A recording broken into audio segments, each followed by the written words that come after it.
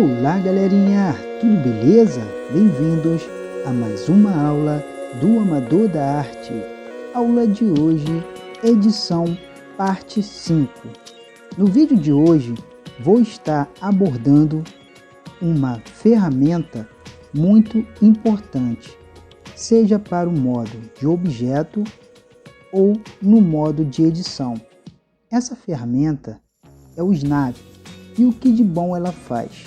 O Snap permite direcionar ou posicionar selecionados na mesma coordenada de outros estabelecido pelo Blender. Mas existe dois tipos de operações de Snap. O primeiro tipo encaixa sua seleção ou cursor para um determinado ponto, que é o que vamos abordar nesta aula. E o segundo, que será tema da próxima aula, será usado durante as transformações, traduzir, girar, escala e encaixa sua seleção para elementos dentro da cena. Para acessar as suas ferramentas, eu posso utilizar a tecla de atalho Shift e S e abrirá esse menu e temos aqui os tipos de Snap. A seleção para grade encaixa os objetos atualmente selecionados ao ponto da grade mais próximo. Se eu estiver em perspectiva e mudar a posição aqui deste cubo, Shift S, selecionar para grade. Ela procura o ponto de grade mais próximo de acordo com a seleção. Eu vou clicar 1 e 5 para entrar no modo ortográfico. Então, quando falamos de grade, estamos falando de todas essas linhas. Se eu mexo com a roda do scroll do mouse, podemos ver linhas se cruzando tanto na vertical como na horizontal. Aqui a malha do objeto está toda selecionada, então ela vai se comportar de uma maneira diferente. Eu entrando no modo de edição e mover o vértice bem aqui, próximo a este ângulo entre o vertical e o horizontal, Shift S, e aqui ele procurou o ponto de grade mais próximo entre a vertical e a horizontal. Existem outras possibilidades de posicionar o objeto, estaremos aprendendo isso, tanto nesta aula como em aulas futuras, de posicionar objetos de maneira mais fácil e prática. Mas essa seleção para grade também tem alguns pontos em que podemos utilizar. Por exemplo, aqui, quando eu quiser centralizar bem nesta linha aqui de baixo, eu posso dar o máximo de zoom possível, GZ, aproximar o mais próximo possível da linha e posso clicar em Shift S, Select to Cursor. Então aqui ele se posicionou bem rente à grade da 3D View. E aqui embaixo temos seleção para o cursor. A seleção para o cursor move cada um dos objetos atualmente selecionados para a localização do cursor. Vou posicionar o cursor 3D e com o cubo selecionado eu posso mover o objeto cubo para a mesma posição do 3D cursor, clicando em Shift S, Select to Cursor, seleção para o cursor, e o objeto passa a assumir a mesma localização. Com todo esse objeto aqui selecionado, o manipulador fica entre esta seleção e eu quero que esse objeto aqui venha assumir a mesma posição do manipulador. Vou posicionar o cursor para a seleção, ainda vamos estar a falar sobre ele. Então eu posicionei aqui o cursor entre essa seleção e agora vou jogar o objeto para o 3D cursor, Shift S, seleção para o cursor.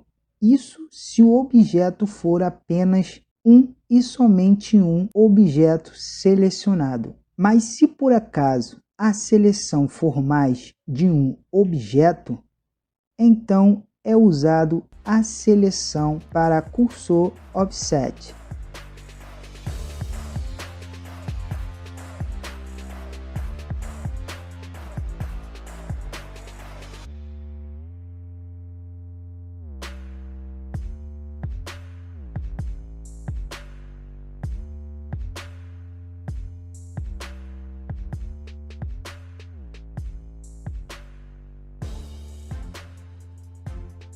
Cursor 3D bem aqui e vou jogar essas 3 seleções, mas é claro utilizando a seleção para cursor offset, e aqui ele joga essas 3 seleções na posição da 3D cursor, e quem assume essa posição é o manipulador.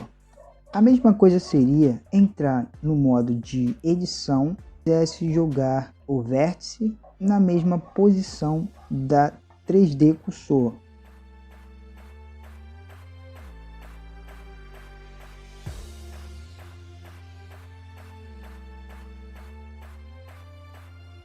Próxima ferramenta de Snipe é a seleção para o ativo. Ele move a seleção para a origem do objeto ativo. Como aprendemos em aulas anteriores, o objeto ativo é o último objeto selecionado. Então, se eu seleciono um cubo, como é a primeira seleção, ou seja, ele está ativo. Se eu passo a selecionar a esfera, aqui nessa setinha estará o nome desse objeto. Mantendo o Shift pressionado e clicando nesse cubo, agora passa a estar ativo. Entendendo esse conceito em seleção para o ativo, os 2 objetos que estavam aqui passam a assumir a mesma posição do objeto ativo. Então aqui no modo de edição, vou selecionar esse vértice e posteriormente esse. Esse vértice agora passa a ser o ativo. Em Shift S e clicar em seleção para o ativo, o vértice passa a assumir a mesma posição do vértice ativo. E o próximo Snipe é o cursor para seleção. Se aqui eu jogo o que está selecionado a assumir a mesma posição do cursor 3D, Ctrl Z. Nesta aqui acontece o inverso. O cursor passa a assumir a mesma posição da seleção.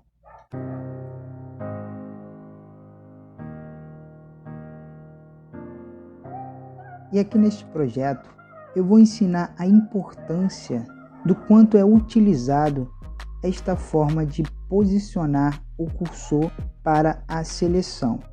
Por exemplo, aqui eu já posicionei a origem conforme a posição certa, beleza? Mas eu vou tirar essa origem daqui e vou aplicar a origem na geometria.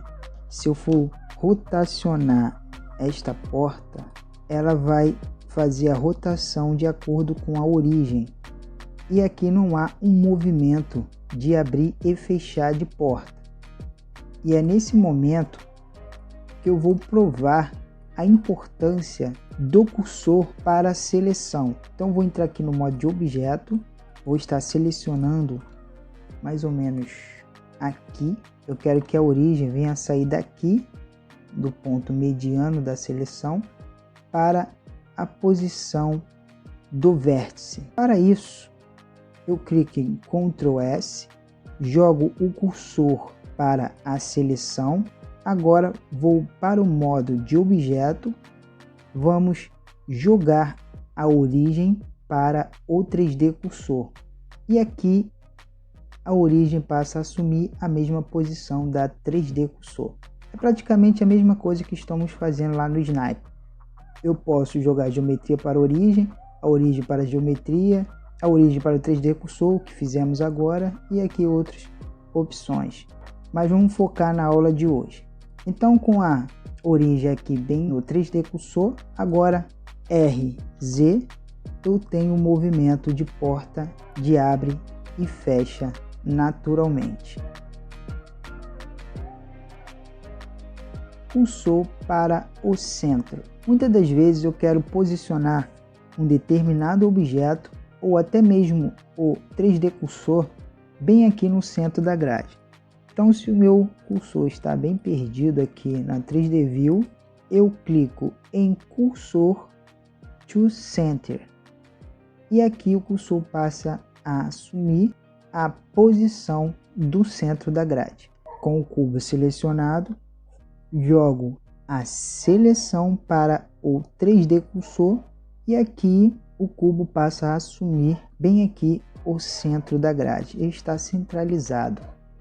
E o cursor para a grade é a mesma coisa que fizemos logo de início, entrar no modo ortográfico.